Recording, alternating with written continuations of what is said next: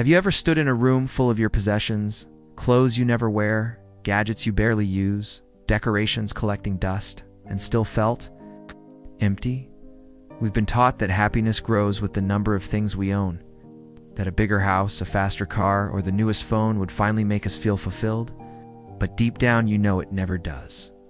Instead, the more we have, the heavier life feels cluttered, not just on our shelves, but in our minds. This is where Kanso whispers softly, "Let go, Kanso," teaches that true beauty lies in simplicity, in stripping away the unnecessary until only the essential remains. When you stop chasing more, you start seeing what truly matters. Life begins to breathe again. Every moment feels lighter. Every object holds purpose. Kanso isn't about emptiness. It's about creating space for meaning in a world that shouts by more. Simplicity is a quiet rebellion. Kanso invites us to live with intention, to choose fewer things, but love them deeply. Imagine waking up to a calm space where every object has meaning. Your home, no longer crowded with distractions, becomes a reflection of clarity within. When you practice Kanso, you don't lose possessions, you gain presence. You begin to realize that joy isn't found in owning things, but in experiencing them. A warm cup of tea, morning light through the window, the silence between two breaths. These simple moments, often lost in the noise of consumption, become precious again. Kanso gives you permission to stop chasing and start living. Letting go is never easy. We hold on to things not because we need them, but because they remind us of who we used to be or who we wish we were. But here's the truth. Holding on keeps us stuck. Kanso teaches that by releasing what no longer serves us, we create space for what does. Close your eyes and imagine your life as a room. Every regret, fear, and unused item takes up space. Now imagine slowly clearing it out, one piece at a time. The air feels lighter. You can breathe again. This is the gift of Kanso. It doesn't just declutter your surroundings, it declutters your soul. It reminds you that peace isn't found in what you keep, but in what you're brave enough to let go. Kanso is not about perfection. It's about honesty.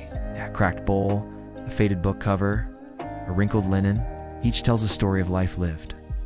In simplicity, we rediscover the quiet beauty of imperfection. When we stop demanding perfection, we begin to appreciate the gentle humanness of things and of ourselves. Imagine a space where nothing is extravagant, yet everything feels complete. That's Kanso. It's a reminder that you don't need more polish or shine to be worthy. The simplest version of you, raw, real, and present, is already enough. Kanso, docenti, chase, beauty, it reveals it. And sometimes the most beautiful thing you can do is to be at peace with who you already are. Kanso is not just a design aesthetic, it's a philosophy of living. It invites us to make choices with awareness.